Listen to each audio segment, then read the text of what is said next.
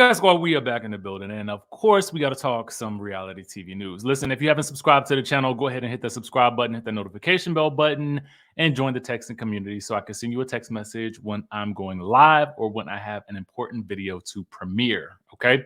Now, with that out of the way, let's get into the Biz Naive. We're going to be talking about Melody and Stormi from Love and Marriage Huntsville. And then we're going to be talking about some follow-ups from the Giselle and Robin Watch What Happens Live episode. Some things that I wanted to mention yesterday, but I was in such a rush to try to I'd gotten to my parents' house and then try to get changed for the funeral, but also get you guys the news and the tea that I was supposed to get you. And I just literally missed quite a few items. So we're going to touch on those today. Now, let's start things off with Melody and Stormi. Okay. Now, in the trailer for the reunion, it looked like Martell was trying to warn Stormi about Melody. It always seems like no matter how good things are during the season between Melody and Martell, by the time the reunion rolls around, things tend to seem not so good, okay? And so we have some things going on because, Melody was live tweeting during the episodes. And boy, are these live tweets making an impact. So one of the things that our friends over at Urban Bell Mag picked up that she tweeted was, "Child, who the heck is recorded this combo? Love and Marriage Huntsville, secret recording. Say, I already knew this though. Why I stay to myself, don't trust people." Okay. So she posted this. Now, to be quite honest with you, I have no idea what she's talking about. I don't recall this in the trailer, and maybe I need to go back through and see what it was, or if it was something in the episode that I might have missed, because it's possible, right? I'm making notes, so sometimes I may miss something that happens. And so, you have to take your eyes off the screen for a second to take the notes. You know what I mean? So I'm trying to figure out if you guys know what she was talking about. Chime down in the chatterization and let me know.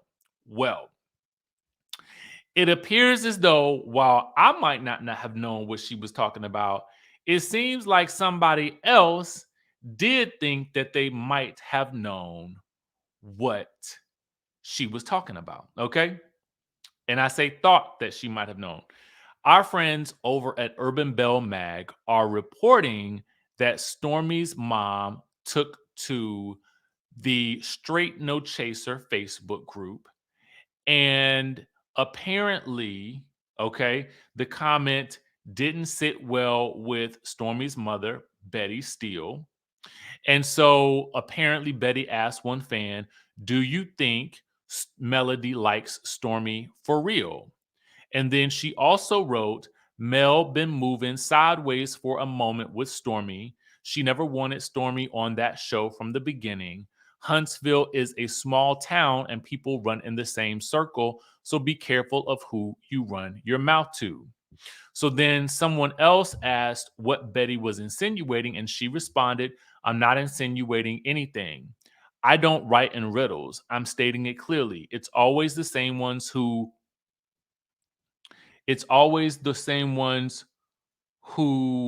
jump on here like Captain Save a Garden Tool when they think Melody has an issue with someone."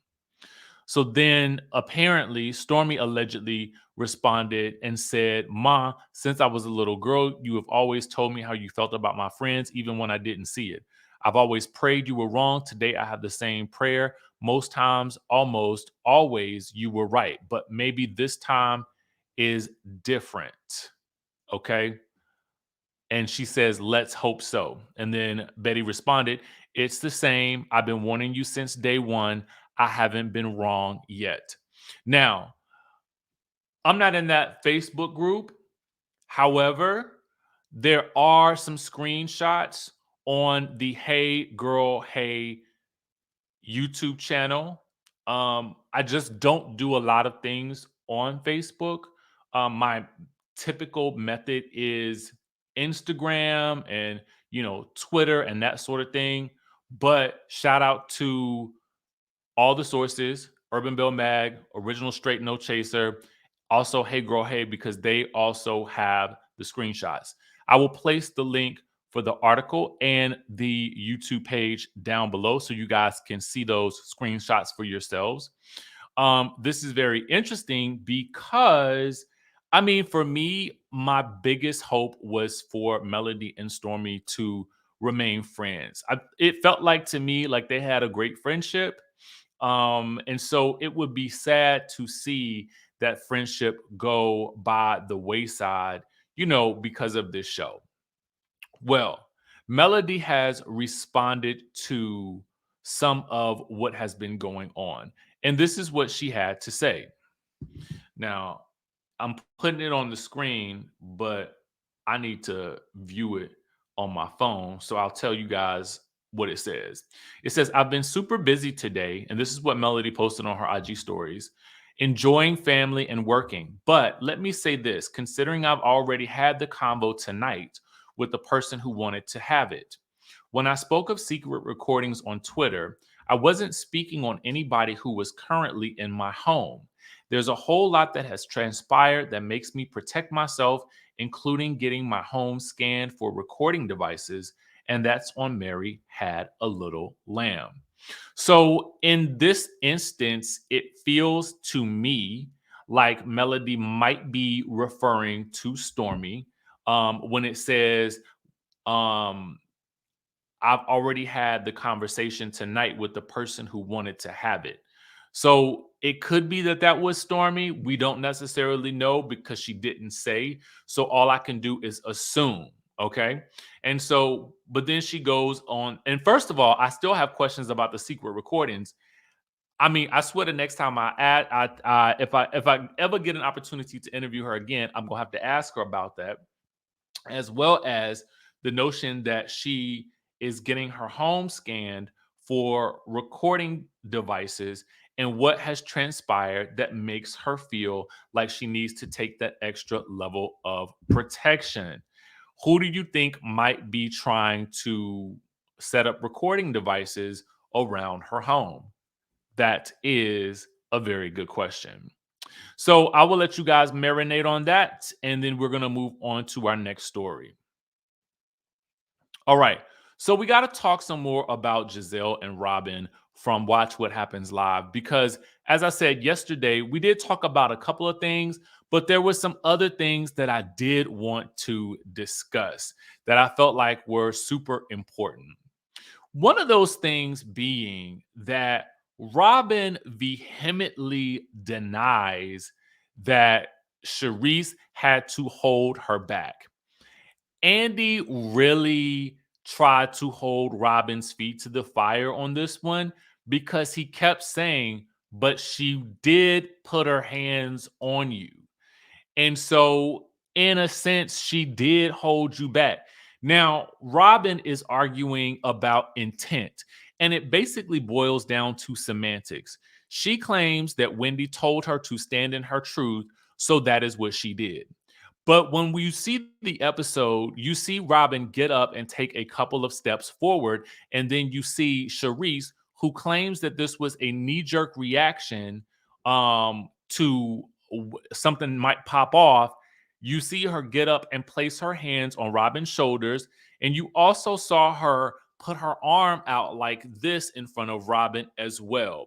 So to me, Robin was continuously saying she wasn't holding me back. She wasn't holding me back. And Andy's like, but her hands were on your shoulders, girl. Like, I mean, what are you saying? You moved at least 2 steps forward, okay? And so at a certain point, we can only all go by what it looks like. You know what I'm saying? Your intent might not have been but to take those 2 steps, but what it looked like to any reasonable observer was that you were making steps forward. And we have seen you take that type of stance and behavior before when you have gotten up in Ashley's face, which many of us recall from earlier seasons. Also, when she rolled up into Monique's face, and Monique had to stop her with the umbrella, Ella, A, A. Okay. So that was interesting to me, that little dynamic, that little back and forth. Let me know if you guys found it interesting. And again, to me, it seemed like Robin was playing a game of semantics there. Another thing that we found out from this episode of Watch What Happens Live, which was quite illuminating to me, was that Mia actually did apologize to Wendy. Apparently, Mia texted Wendy after the altercation and she says they just didn't show it. Gizelle says this. She says, I take that back. Mia did apologize to Wendy. She texted her. They just didn't show it. And Robin then confirms we woke up to an apology text. Let me ask you guys a question. I wonder why we didn't see this play out in the episode. I wonder if it was purposeful that they didn't mention it or they didn't show it on the show. Because I also wonder if it would have changed your opinion of Mia or if the producers wanted us to have this opinion of Mia that she just never apologized. Because what we see on the show is that Wendy apologized again in front of the group, but it looked like Mia didn't respond. And in her confessional, she didn't seem to believe or accept Wendy's apology, which, in my opinion, was a big step to do in front of the group, half of whom don't even really like Wendy. So let me know what your thoughts are about that and the producers withholding that from us. Does it make a difference to you one way or another? Or do you think that this was an element of the story that needed to be shown because it happened? I thought that was interesting. Another thing that I thought was interesting was when asked about when Andy asked about Karen suggesting, that her live idea wasn't related to Robin and Giselle's reasonably shady live show. Because Karen has said her inspiration was Wendy Williams. And then Giselle said on Watch What Happens Live, she said Karen is lying. Well, she said she's lying. Um, and then they got into, Karen only complimenting her chandelier when she was, in the home and talking about the home renovation. She says Karen doesn't have a home. She's renting. So she has no say.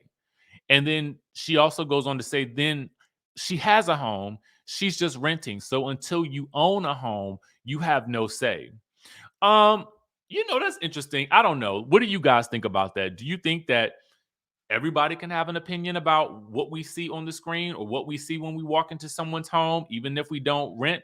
Because to me, it's more about decor than it is about, whether you have a home or not. Because whether or not Karen owns or rents the home, she still has decor in the home.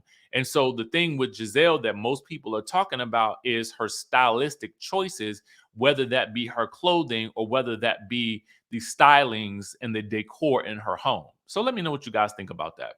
But it was a read nonetheless.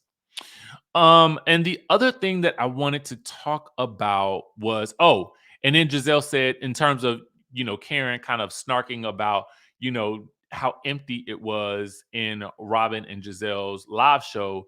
Giselle says, let's just wait for Karen's show. Okay. They both were proclaiming that Charisse is the original Grand Dame. Okay. And listen, I'm, I, you know, I don't know. I don't know. I mean, maybe she is. I don't know, but in my mind, it don't seem to make much sense to me. In terms of this show, let me just say that. Now she may in fact be the Grand Dame in Potomac. I mean, but I just and not in terms of the show. All right. They called Karen messy this season. Giselle says she felt like Karen was is way more messy than in seasons past. In terms of Candace's mom calling her a brown snake, Giselle says she actually thought it was kind of funny. She said she wasn't mad at it. She said it was like Giselle kind of shade. It was fine. So those were some of the things that I really wanted to touch on because I felt like I didn't get a chance to discuss everything because I was rushing, and I hate rushing. So I apologize for that. And apologize for have to coming back to you guys a second day with the continuation of this story. But I had thoughts and opinions about it. So I actually really wanted to get those out.